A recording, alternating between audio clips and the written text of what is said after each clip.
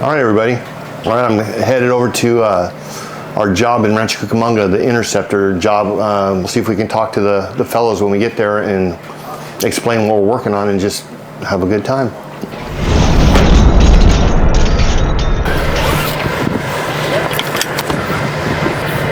So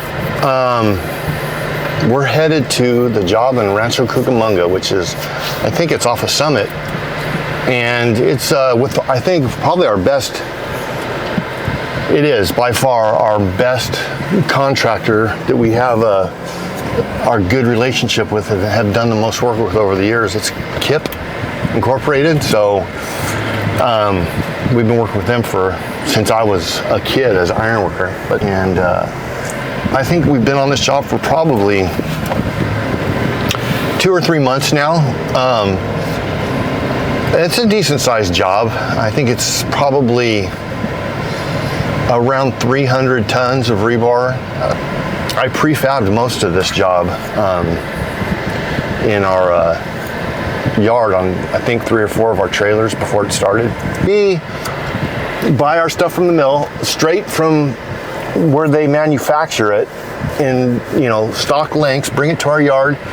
And so we do everything from beginning to end. We fabricate, we detail, fabricate, estimate, install, you name it. Whatever it takes to do with rebar, we do the whole thing. So like this one, I think yesterday I had about 48,000 pounds on the trailer and brick. I mean, I had the thing loaded down, and there was one piece of it we didn't get on there. So I'm just using my smaller truck to shoot it out there first thing Monday morning, and we'll be in good shape. You just got to look at it like nothing is the end of the world. By this point, after doing this for my whole life, if you're established, you have people, you have money, you have trucks, you have inventory, and you have everybody willing to get it done.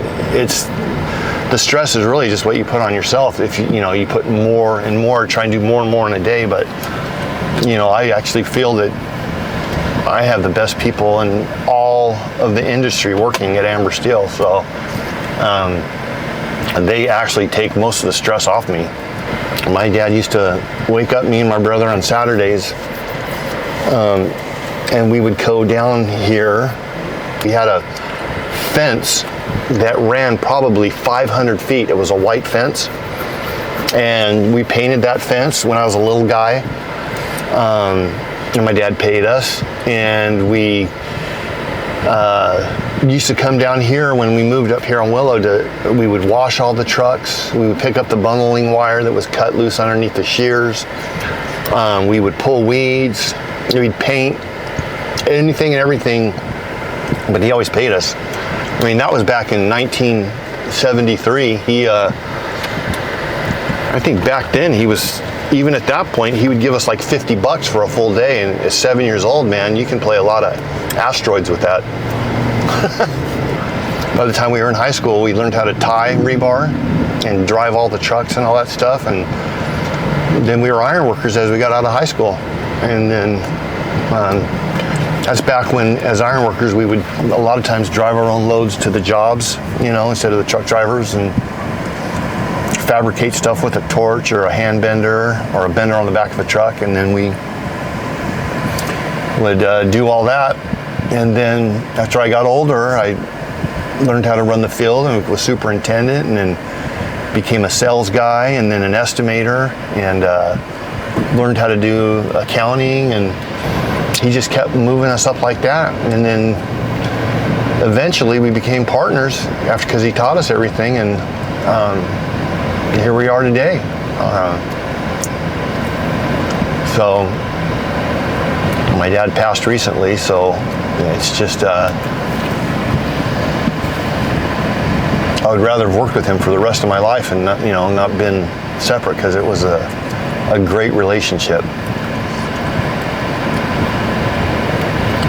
My dad started teaching me how to work 51 years ago. And he you know, he actually taught us. He didn't just make us work and was mean or anything about it. He showed us how to work and gave us the tools to work, and to know that when we became adults and men, that's part of life. You're going to have to work, so you better get used to it.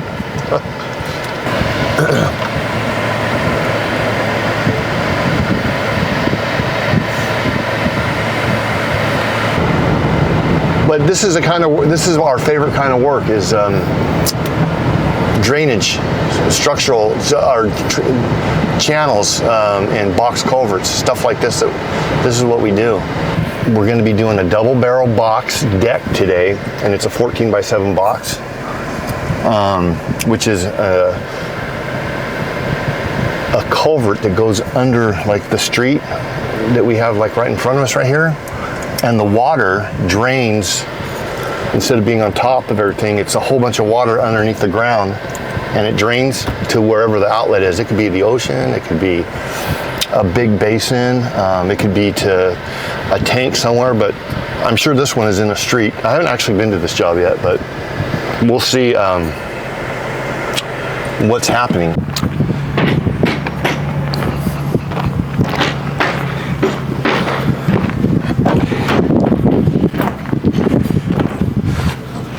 So, out of all the years that I've worked at Amber Steel, I was out in the field doing this for probably 1984 to 20 years. So I was an ironworker too, doing this stuff. So if you guys look up there where we started, did you see how that had a bottom in it? Way up there. What happens is all that water that's up here, that the house is, everything that's going to collect is going to come up down there. It's all open, and if you see that closed box structure right there is probably going to be a road that goes across, but they got to have access to get to their houses, right? So right through there, they got to put what's called a box culvert. So that trap channel that's up there ties into that box culvert. That box culvert ties into this box culvert. This is a double. If you look, you see how you got this wall here and another, and then a middle wall, and then another middle wall, and then another wall on that side? That's called a double barrel box.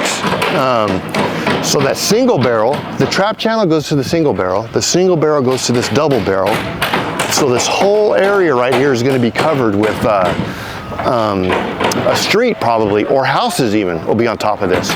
All the water that's going to collect in this whole area is going to run through here. And you see that big open pit down there?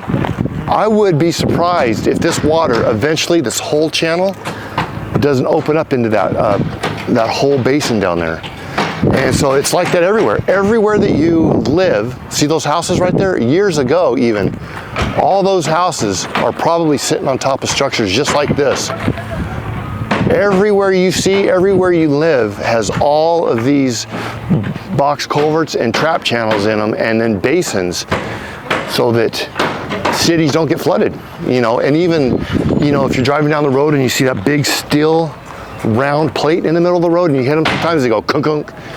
Those are manholes that are in the tops of these box culverts, so that you can go inside if you ever need to and clean them out.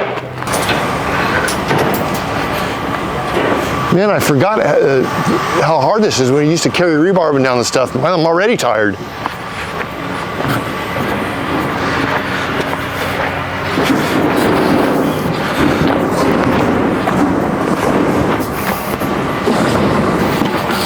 Yabba-dee-dow.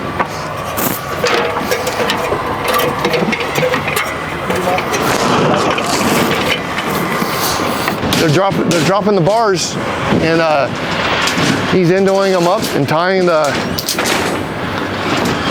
thing. They go down to the end. Those are called, they're dropping the transfers on, see these bars here in the deck, the bottom ones right here? These are called buried bars. So what he's doing is they're dropping them. He's shaking them straight. He's pulling endo, that's what that's called. And then after they drop all them out, they're going to tie them 100% on all of these, all the way across. And I'll show you. There's a whole bunch of steps to this.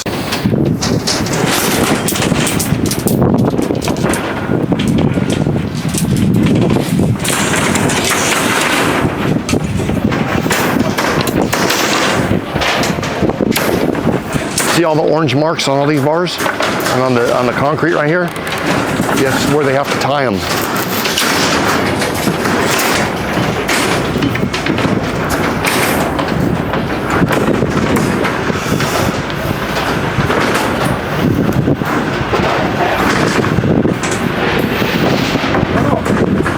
All right, guys, that's it for today. We just wanted to kind of get a start on what they're building out here. All we had really was template set on the bottom mat. They had the buried bars down, they had some transfers down. Really, they're just getting things set up so they can put down the trusses and the bottom transfers and the rest of that stuff. So, adios.